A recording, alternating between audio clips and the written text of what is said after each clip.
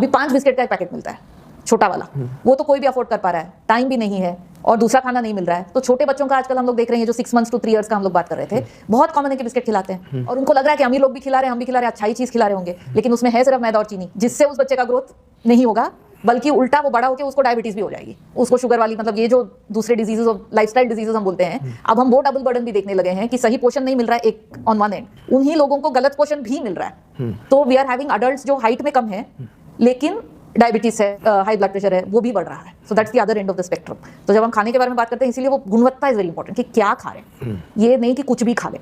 So solution ये भी नहीं है कि कोई पैकेट दे दे, जो बहुत ईजी है, जो अगेन सरकारें ओपन रहती हैं क्योंकि उसमें बहुत सारे कमर्शियल इंटरेस्ट भी है। इसमें लोग फिर बहुत एडवोकेसी करते हैं कि हम लाए हैं ऐसा प्रोडक्ट, आप आंगनवाड़ी में ये बांटिए, चला जाएगा कुपोषण, लेकिन that is not the right way to go either. जैसे आपने बोला कल्चरल कॉन्टेक्स्ट भी है, तो वो कल्चरल कॉन्टेक्स्ट कितना मैटर करता है? कल्चरल कॉन्टेक्स्ट बहुत मैटर करता है और बहुत तरीकों से मैटर करता है। Of course cultural context change भी होता है, तो एक इमीडिएटली मतलब कुछ चीज़ें कंट्रोवर्शियल भी हो जाती है। एक एग्जांपल इज अंडा।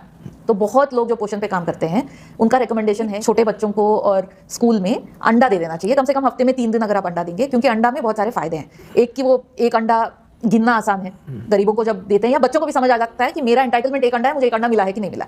इन कॉन्ट्रास्ट दूध मान लीजिए आप दे रहे हैं, उसमें कितना पानी मिला रहे हैं, क्या घपला हो रहा है, वो पता नहीं चलता है। दूसरा, अंडा में सारे न्यूट्रिएंट्स है जो आपको चाहिए एक्सेप्ट एक विटामिन सी, जो थोड़ा आप नींबू डाल दो, धनिया डाल दो तो वो भी हो जाएगा।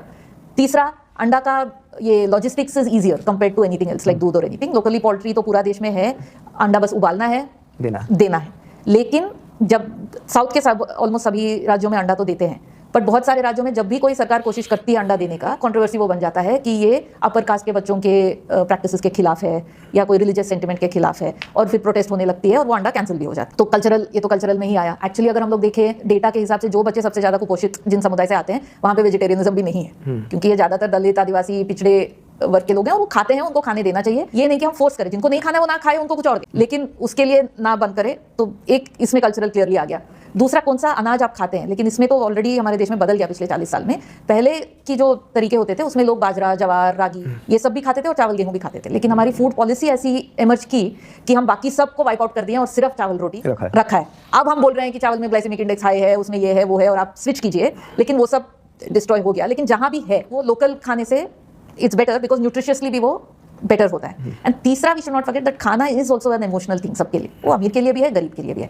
तो ये नहीं होना चाहिए कि क्योंकि वो गरीब है उसको हम कुछ भी दे दें। खाने से सेटिस्फैक्शन तभी आता है ऑल्सो कि जिसकी आपको आदत है। अगर मैं कुछ डाउन हूँ या कुछ जिसमें मैं कुछ खाना चाहती हूँ, मेरे इमेजिनेशन में मैं दक्षिण भारत से हूँ, तो मेरा मन कर सकता है कि चावल और मैं सांभर खाऊं या रसम खाऊं। आपको मन कर सकता है कि आप पराठा खाएं, किसी और को मन कर सकता है कि वो पास्ता खाए। किसका कंफर्ट फूड क्या है